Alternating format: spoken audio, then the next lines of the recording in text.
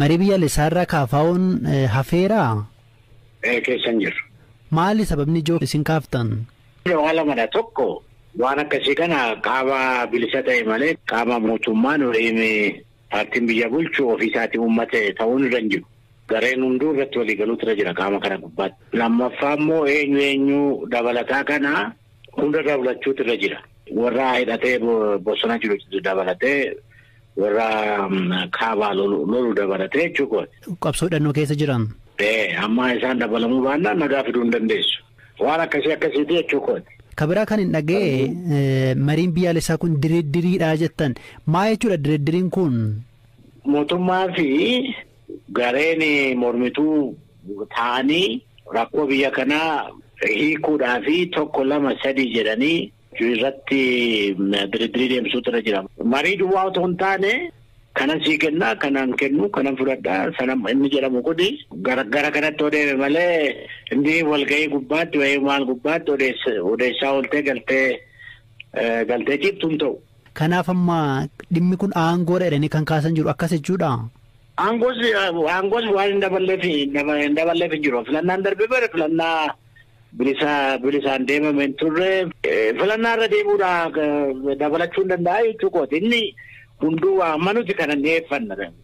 Gaafa filannaan sun darbu bariitusaa waggaa tokko keessatti qaama bilisa ta'e filannaan kun irraa deebi'u dirreen siyaasaa bal'atu isa jedhu kaafneet turre. Ammas achuma jirra.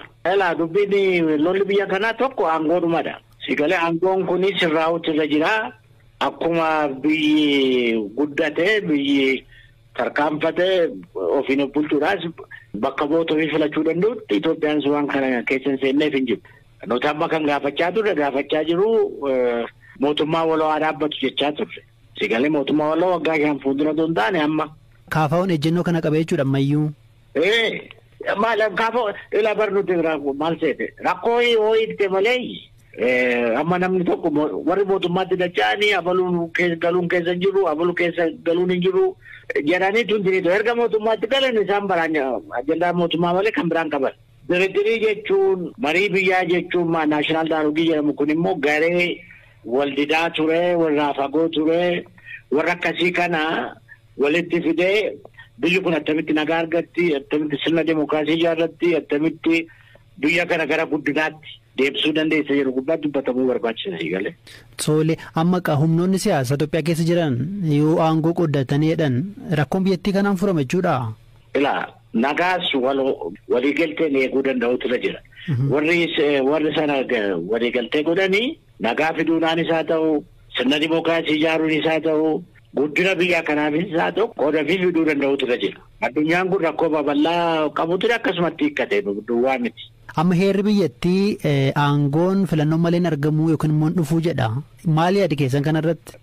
Eddemaasiin jedhama. Biyya kana keessatti filannaan dhugaa, filannaan haqaa, sabni biyya kanaa habalu bakka ko'aabuu jedhee filate biyya kana seenaa biyya kanaa keessatti hin turre. Xinnoo filannaan fooyyee qabu 97 yookiin 2005 gidduu waa ture kan fooyyee qabu. Filannaan biyya kanaa yeroo baay'ee filannaa dhiisiitii mirchaa jedhamu dhiisiitii qarcaayyuu ta'uu hin dandeenye. Yaa kanaa filannaa innee saba burjaajessuu barbaachisaa miti jechuudha. Filannaan dhugaan deemnee filannaan haqaan deemeera warri jedhan immoo sabatti wajjin dhiyaannee warra silaa mo'uu danda'an sakaan bosonatti sakaan qe'eetti sakaan manadhaatti sakaan maal godhanii sabni nu filate jedhu taphan taanedha. Rakkoon biyya kanaa immoo achi